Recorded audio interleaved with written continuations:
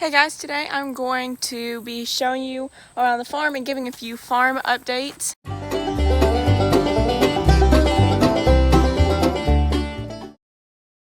So it is July 11th around here, so it is really hot. It's like midsummer right now, which is one of our busiest times of the season because we got the garden coming in, we got the grass is growing like crazy, so we spend almost every weekend cutting grass. We spend it takes about 2 or 3 days to get our grass cut. If we cut like the pond, the side pasture like over there, like the front by the house, and down there in the lot down there that I showed y'all a couple weeks ago. So it definitely takes a long time to cut. There's a baby turtle. It went in the seaweed, but it was literally like this big. This baby turtle was like this big. It was super small. I've actually never seen one that small in the pond before, so it's probably a baby. I'm here at the pond right now. I'm just kind of looking around. I'm actually filming some shorts out here, so I figured I might as well film a video and kind of show y'all how everything's looking around here. We are in full green season, that's what I like to call summertime, full green. Oh, look, there's another little turtle. Sorry, I keep getting distracted by all the little turtles around here. Anyway, I have been fishing lately. The fish has not been biting. Oh, there's a bass, actually. I don't think... Oh, the turtle just went away. These turtles keep distracting me while I'm trying to film. Okay, sorry, guys. Anyway, there's a little fishy right there. Can you guys see the little fishy right there? Okay, anyway. The pond, we are in full green season, which is what I like to call summertime. It is very hot around here. It is like 90 degrees today. Actually, it's been crazy because the last few days we have had a cut in the humidity. Like yesterday, it was only 80 degrees and there was no humidity. So the weather was like super, like it was still warm, but it was like the humidity makes it so much worse around here. I think today the humidity is only about like 80 or 85. And it's about 85 degrees outside right now. So when you have 90-degree weather with 90% humidity, it literally makes it unbearable out here. Like, I'm not even exaggerating. Like, it's really bad in Alabama. Anyway, yeah, I've been fishing lately. I have not caught any. Like, this past week, the fish have just not been biting, which we have been having a lot of rain.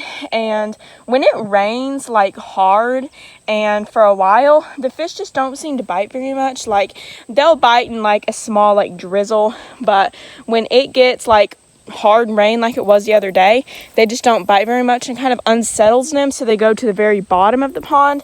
And our pond is, like, I don't know, like, it's either like 13 foot or 16 foot deep. I can't remember which one. Either 13 or 16 foot deep. And they go to the very bottom. And that's why they haven't been biting lately, I guess. But it has been sunny the last couple of days. So anyway, I've been trying to fish, which actually I've been fishing for bass the last couple of days. I haven't really fished for brim much.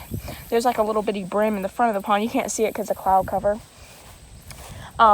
But yeah, for some reason, we have not seen as many snakes this year. I don't know what it is. We saw like 3 water moccasins here at the pond, like in the spring, but since it hit like June, maybe it's too hot for them out here. I don't know, but haven't seen many snakes at all. And we've only seen like 2 chicken snakes. My dad chopped one up with the lawnmower the other day, or it was like a couple months ago, but he chopped one up with the lawnmower. So yeah, and he couldn't see. He was like on the tractor, like cutting very tall grass, so like he couldn't see it. But he chopped that one up, and then there was one in the chicken coop.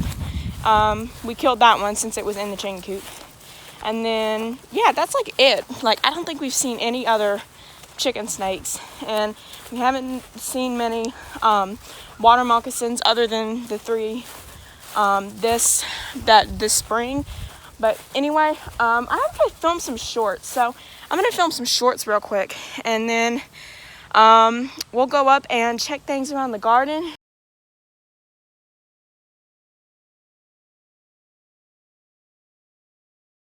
This is my largest one right here. I love this lemon basil plant. It's so beautiful. I love how it's just like big, and yeah, this is definitely one of my favorite parts of the garden. So I'm just going to chop these off. I want it to keep growing tall and big, so I'm just going to chop the heads off. Now maybe soon I can start maybe like dehydrating some, because we have dehydrated some in the past. So we can dehydrate them.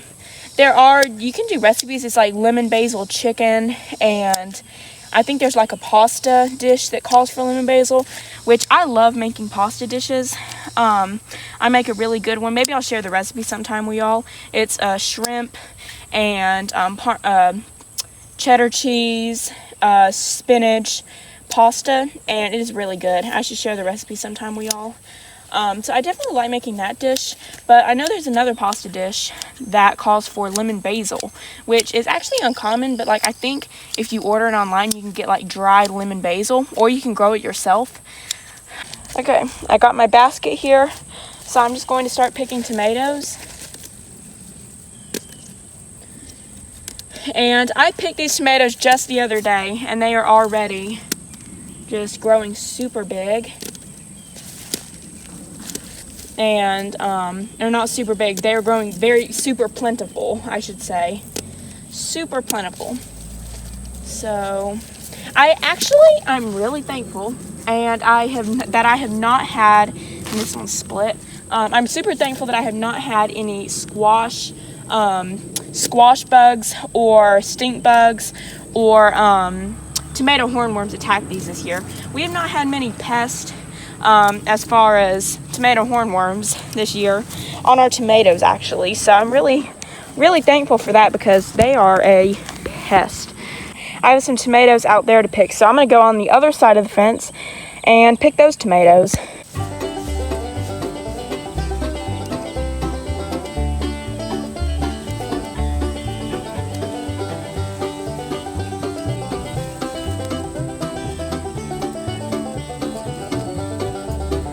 Here is the corn. Don't think we'll get much of a crop this year, because some of it's small, some of it's tall, just kind of all over the place. Maybe we will, who knows? I don't know, but at least it was nice to fill up some space and to look at in the garden. So even if we don't get anything, we are getting some silks down here. So that is exciting, I guess. Some more silks over there. So, oh yeah, here's one. So we are getting somewhere with the corn. Yeah, I just don't know if we will get one. There's a huge pokeberry plant back there. You can see right there. Here's the cucumbers. Some of them might be bitter because of the rain. We haven't had any rain much at all, but we did get a lot of cucumbers this year, and some of them you see starting to get some disease, but we had a good cucumber year anyway, so, I'm happy with what we got. We got some okra here. I don't think there's any okra ready, but there is some okra forming.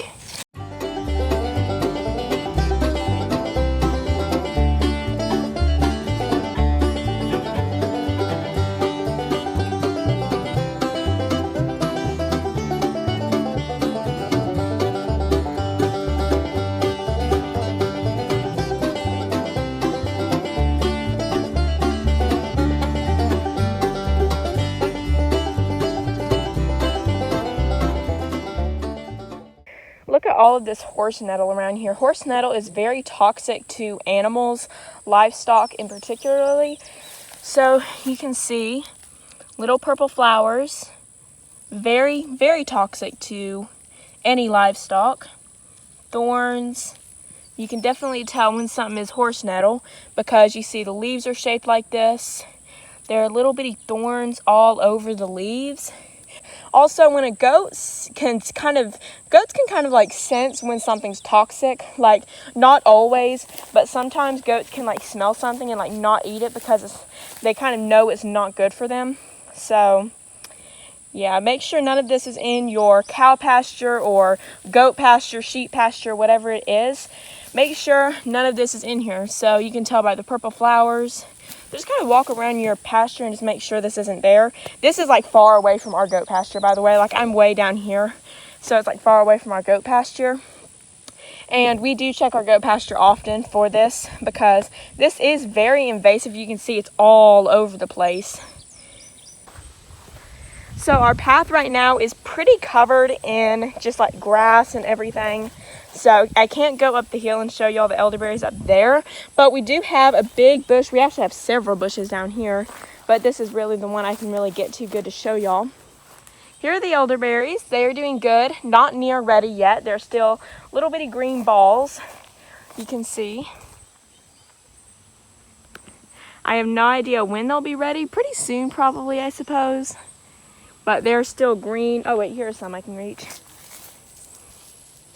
These are the elderberries. They are doing well. We are just waiting for them to be purple. We have one pear on this pear tree. It's this. You can see it's pretty small. It's the only one we have on the tree right now. I don't even know how much this pear, or what kind it is. I don't know. And then over here, I believe this is a pear tree too. I believe we have 2 pear trees. And this one don't have anything on it, which it's pretty much, it's a lot smaller than this one. So yeah, it's gonna be time to start raking some hay soon actually. This is one of my favorite places to rake hay. There's not much hay right now because we got to let the grass grow up some more, and then we can cut it. There's some hay right there where we cut it yesterday evening, so I'm just kind of letting it dry in the sun, and then I can rake it up and then store it in the pole barn for the animals. I've done that for a couple years, and yeah, that's how the animals have hay in the wintertime. And last year I did enough hay to supply all winter, which I still actually have some, so that is good. But I like to make our own hay around here so then we don't have to pay for the hay when we have a lot of grass we can just use for hay.